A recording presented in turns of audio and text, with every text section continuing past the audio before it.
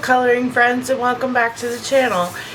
Today's video is going to be my 6 months, second quarter, end of the year completed pages. I did not get as many pages that I really wanted done for this quarter. I was hoping to break it up into 4 quarters throughout the year, but it only ended up being 2. Life gets in the way sometimes. So let's get into the pages and different projects that I had finished up. So this first book I have is from Sun Life Drawing, and it's 100 Quest color by number. So you have squares, triangles, hexagons, and circles, all in one big compilation book. And sometimes I like to do these color by numbers just to do a palette cleansing, because I can get myself in depth in a lot of different highly detailed pages that I just need something quick, easy, simple. So the first page, I actually did the first page in this one, which is the wizard, and it was the squares.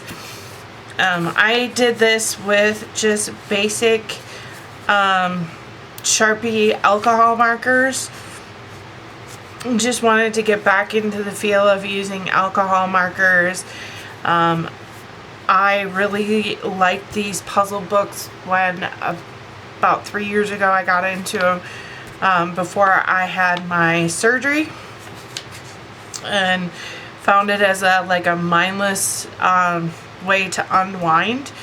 So this is my first page, which is this wizard. The next book that I did, this was another, the previous book was an untouched book, which I am working on getting through more of my books. This is another one called Inspiring Zandalas, illustrated by Julia Sengriva. And I did 2 pages in here. I was trying to do them for a hashtag with Meg's Coloring Corner, based off of the Disney characters, and I just used gel pen, and I believe this one was Minnie Mouse, based off of her. Like I said, I just wanted a palette cleanse because I was doing a lot of other pages that were pretty in-depth, and so I needed a break, so I did this one, which didn't turn out too bad. I wish it could have been a little bit more different, but I was having a hard time just kind of feeling it and getting into doing a mandala based off of a Disney character and the colors and the palette. I mean, I definitely got out of my comfort zone a little bit, but I think if I were to do this page over, I would choose my own colors than this. I would choose something totally different. Like I said, I'm not one that really likes the rigid palettes. I'd rather do something on my own versus like, let's try this. Oh, no, I think this one was based off of Pinocchio. Sorry, I'm wrong. Well, the next one I did was kind of based off of Minnie Mouse, or one of the other characters. I'm not 100% sure. Again, I just used some glitter gel pens, something a little bit quick and easy.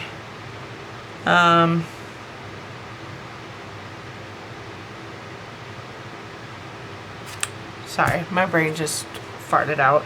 Like I said, I didn't like the set color palette. I would have rather done something totally different than this.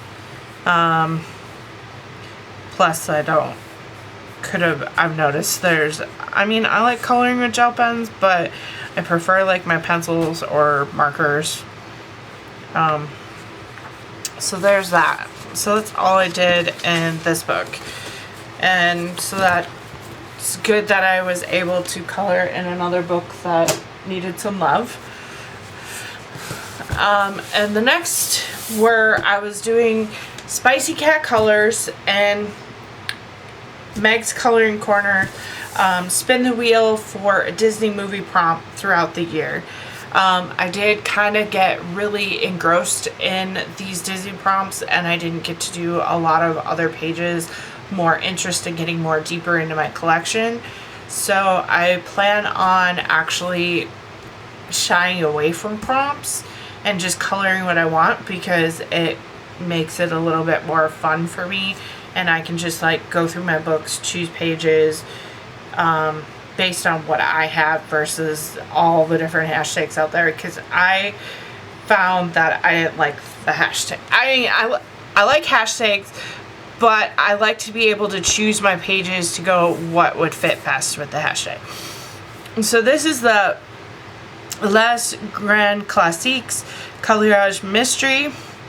Now I got this used, so the first few pages are the original owner's work, and I just wanted to give the original owner a chance to be showcased on the channel. I did finish up one page that wasn't quite done. I basically got these books for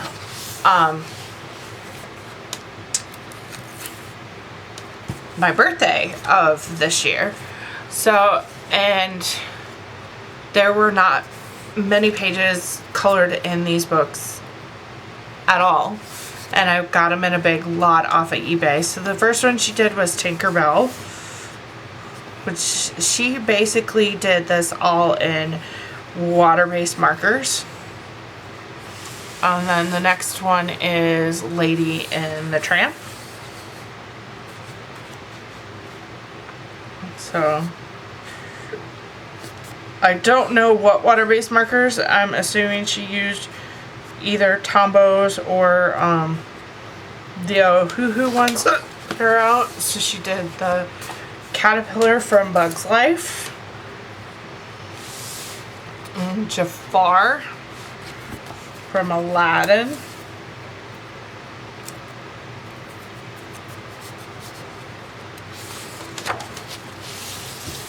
and then Brother Bear,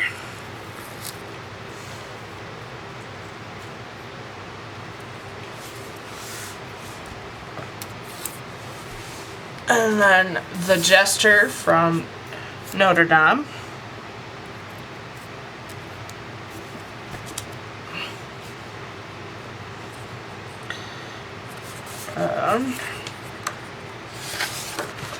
and Yzma. Now this one wasn't quite finished, and she did this one in Prismacolors, and I finished up a few spots that weren't done to complete this page. So I thought I really like this one with Yzma. And then she skipped number 8, and the last one the previous owner did was Mushu, and this one is done with acrylic paint from Mulan. And my first page, well, this isn't my first page in this book, but I did this one, which is Arthur from Sword in the Stone. I did this with actually Neocolor 2s completely, activated with a Tombow brush pen. I used Posca, as you can tell, and a white Posca to add the snow. I had a little boo-boo in this spot here, so I kind of incorporated it as a big little snow blob, and then added the dash so it looked like it was snowing, because this page is set in winter, and I actually really like how the Neocolor 2s turned out. I will tell you, they work wonderful in this book, in the paper, with the Tombow blender. I have not tried it with the alcohol blender. It definitely made these pages speed up a lot faster than just doing them with pencil. The, you know, it took the paper it took it very well. And you don't get the crinkliness using the colorless blender versus actually using water. So if I would have probably used water to activate these, it would have probably destroyed the paper. So definitely recommend using a blender. And then obviously for the white, I use white Posca to make it look like snow down here. So,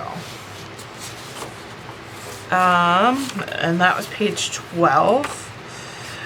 The next page is a buddy color with a lady in a Facebook group. I do not have her page yet because it takes her quite some time to finish pages, which is totally fine because I'm a super slow colorist, and so when I do get a copy of her page, I will try to upload it in the video or upload both of our pages on the community tab. That way you can see her work at the same time. I would share her name, but I did not get her permission, so I'm not going to share her name on the video. But I met up with her within one of the Facebook groups, and she had me choose the picture, and so we chose this picture off of my all-time favorite Disney movie, which is Dumbo. And the reason why it's my favorite is because I absolutely love elephants. They are my favorite animal. And the fact that Dumbo was in the circus, which is close to my heart, being that I was raised in Baraboo. So, and like I said, I love this page. It turned out so good with the Neocolor 2s. This is probably my favorite page of the whole year that I've worked on. I just can't say enough about this. And I'm very proud of it. And I absolutely love it. So, and this was actually my first time trying the Neocolor 2s in these books.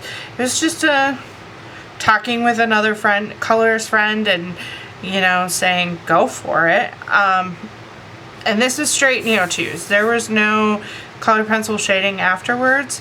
I know I wanted to, but I just I loved it so much that I'm like, just need to leave it alone. Because I didn't want to mess it up because it's my favorite page. So. And next one I did was the Robin Hood. Same thing, Neocolor 2s. And a little bit of white Posca for his teeth, and I think a little Posca up here, but no, this is actually a light gray. Sorry, Posca's just in the teeth and in the eyes. But yeah, I actually liked how this one turned out. Like I said, I'm enjoying the Neocolor 2s. As first time really actually playing, really getting to know them, understand the medium and what they can do.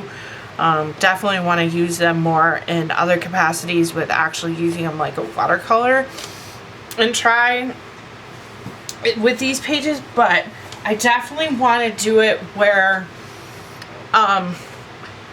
I'm using as a watercolor and actually using water and more of a thicker paper than this really thin. This isn't necessarily Amazon style Create Space paper, but this is a little heavier than that. It's not your typical printer paper, but from testing in these books and mediums, different pencils, and using water on certain papers that, like I said, this paper does not take a lot of water, and it wouldn't be good to actually do it where it's more of a watercolor effect. So I would have to scan this image on a thicker piece of paper and tear the binding out of the book so that I could have a single page and then kind of go from there and see what more I could do with it to actually make it my own, so it's not just a color by number. My next, I think that this was the last page in here. I think that's just, yep, last page in this book. So that's just marking for another movie, because I did not finish all of the movie prompts for the year. I was trying to before the end of the year so that I could move on to my next projects, but I didn't. So this is the last Grand Classics Tome 7 with Dumbo. I believe this is an older printing of the book. There are newer covers than this, so the pages that I've done in here are more so in the back. So the first one I did was Bolt.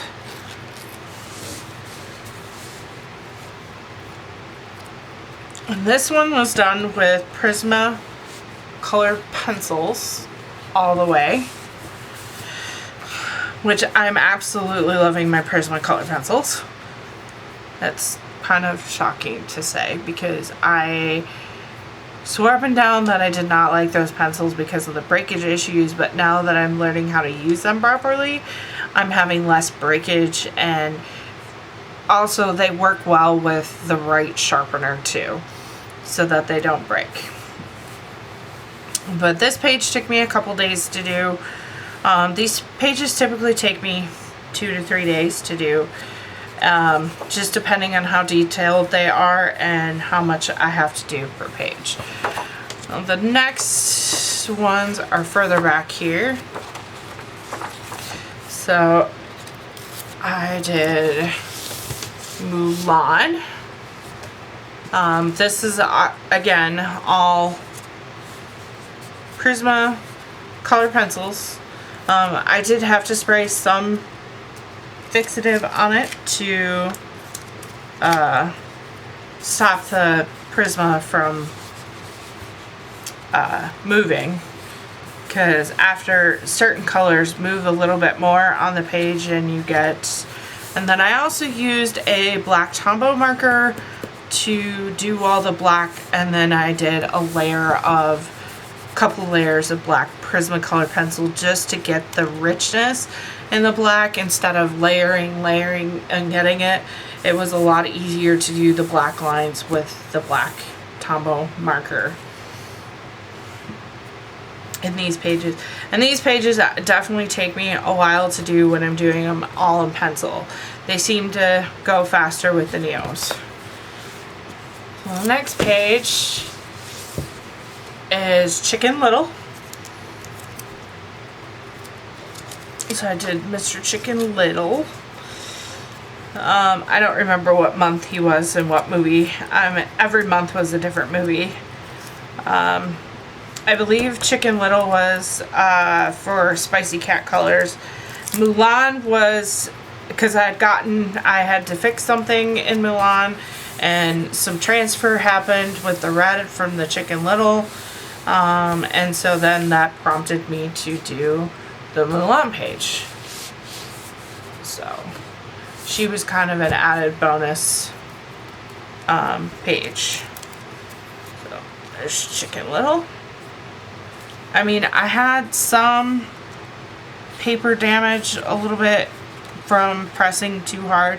You do have to be careful when you're adding your layers, because at some point you'll get, if you layer too much, you can damage the paper. And then the next one I did was Mr. Frozo. First time doing the brown skin tone, the really dark brown skin tone, which is, I thought it turned out really good. Like I said, I had some spots of paper damage. I was using some other pencils that didn't blend well with Prisma. I was using the Master Art Grays set, and they definitely don't blend with Prisma, and I'll talk about that more in a pencil review. But the majority of this page was done with all Prismas. And of course, obviously, I had to fix some boo-boos. But from far away, you can't really tell that I've had to cover up a few things. I had some pigment pushed through from the other side of the Chicken Little page, and it was bright pigment.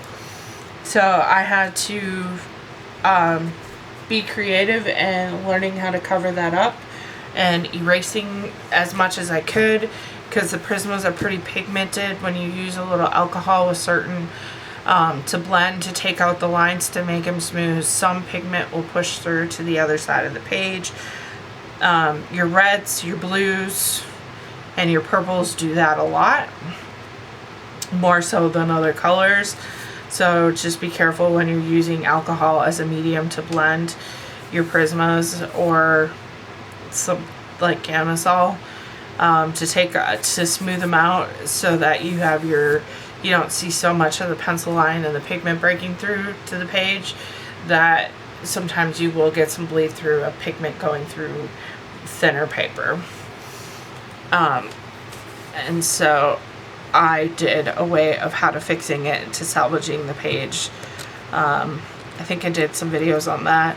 If not, and you have questions on how to fix a page, if you can, and salvage it so that you don't end up wrecking your book, definitely reach out to me in either Instagram, email.